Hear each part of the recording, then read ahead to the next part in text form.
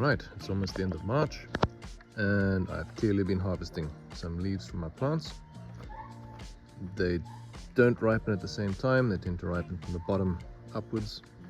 So what I'm looking for is changes in the leaf where they start becoming lighter. So there's little patches of lighter yellow on these leaves. Not sure about the rust, I think that's something else.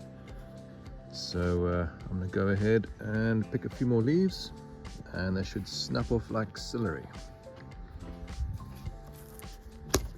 Like so.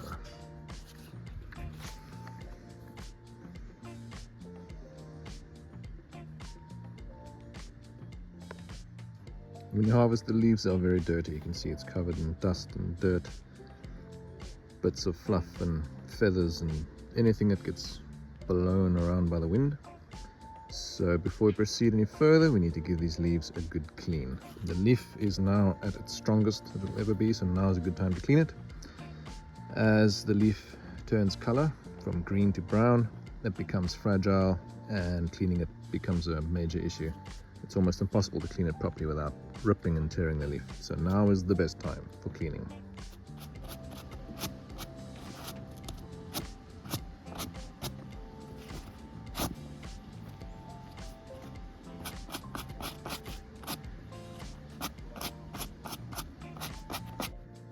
Alright, so the leaves have been picked and they've been cleaned, they've been brushed on the top side and also on the underside.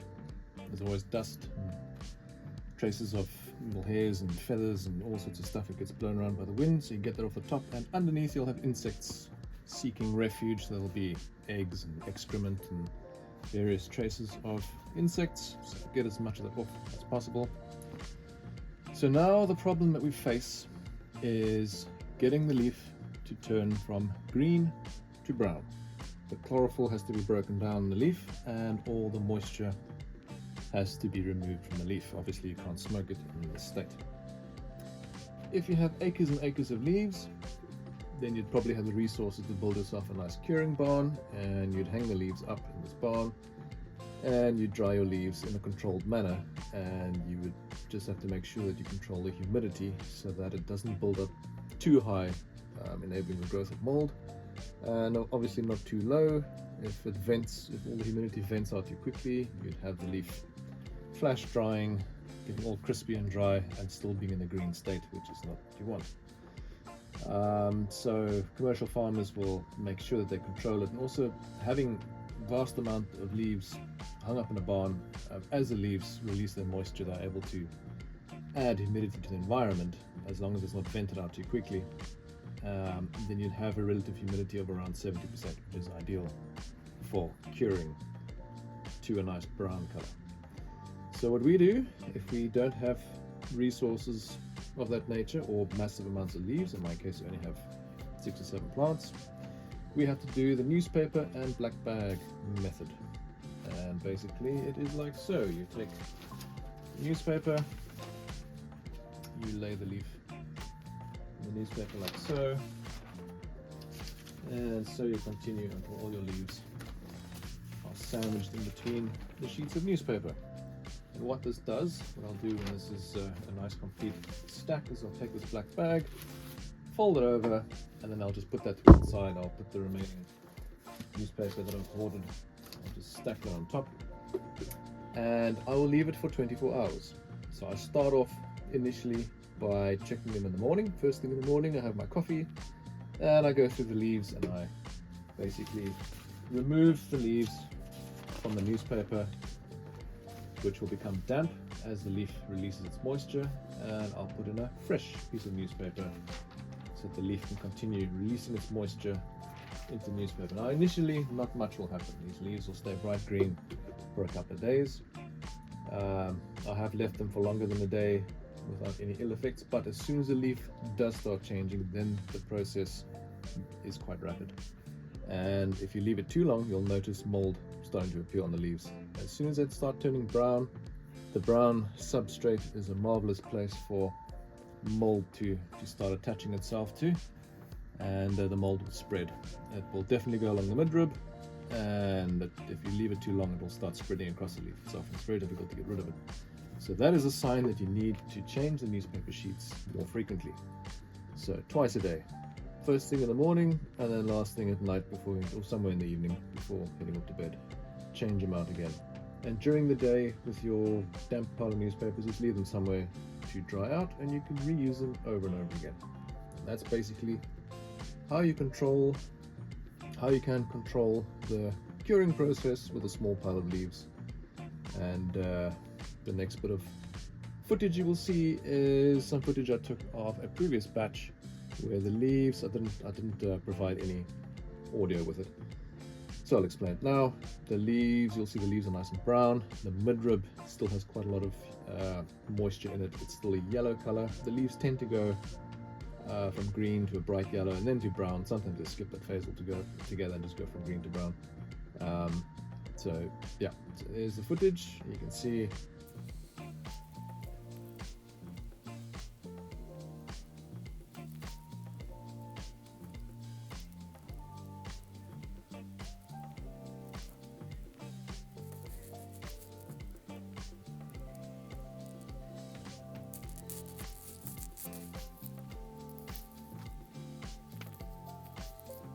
Alright, so that footage I just showed you there, that's from a few weeks ago.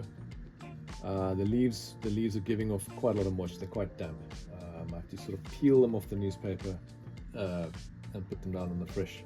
So it's a lot of moisture that's being released at that point, so I have to keep on top of it, otherwise the mold wants to creep in.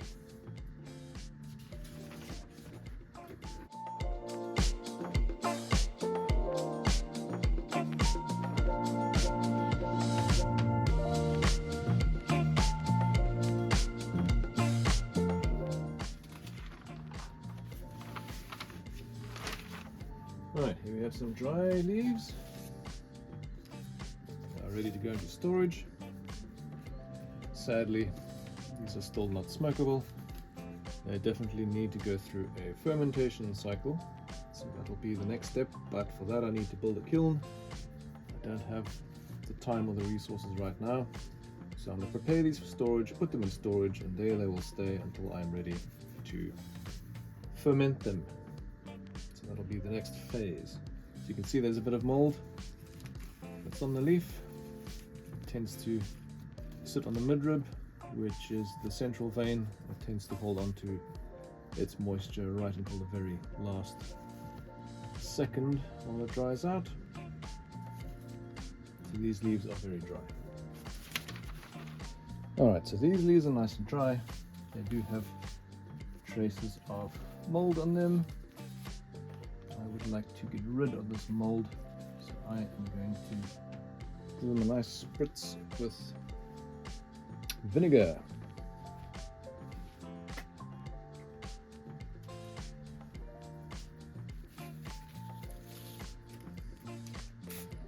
Let's give them a nice little spritz of vinegar, both sides, so that before they go into storage, I know the mold is dead.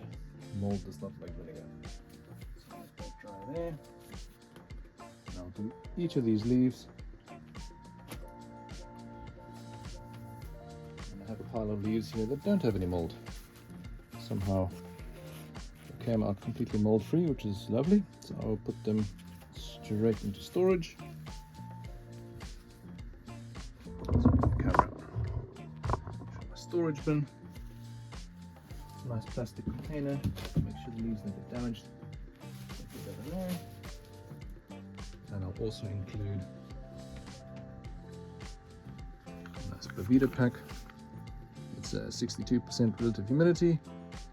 Just gives the leaves a bit of moisture so they are not bone dry, that they have a bit of flexibility. Otherwise they are very difficult to handle and they'll probably break and crack if you just let them, remain in there completely dry. So I'll put that in there with them.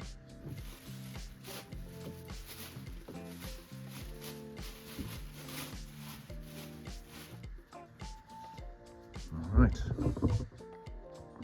Then I'll give these leaves spritz with the vinegar on both sides, let them dry out for a couple of hours, and then I'll put them in storage as well.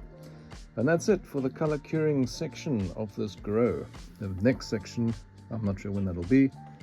but it's something I would definitely like to tackle, and that would be the fermentation cycle. I'd love to get that correct this time. So yeah, cross those fingers, cross those thumbs. Hopefully we'll get to that stage in the near future. That's all for now. Thanks for watching my channel. Cheerio.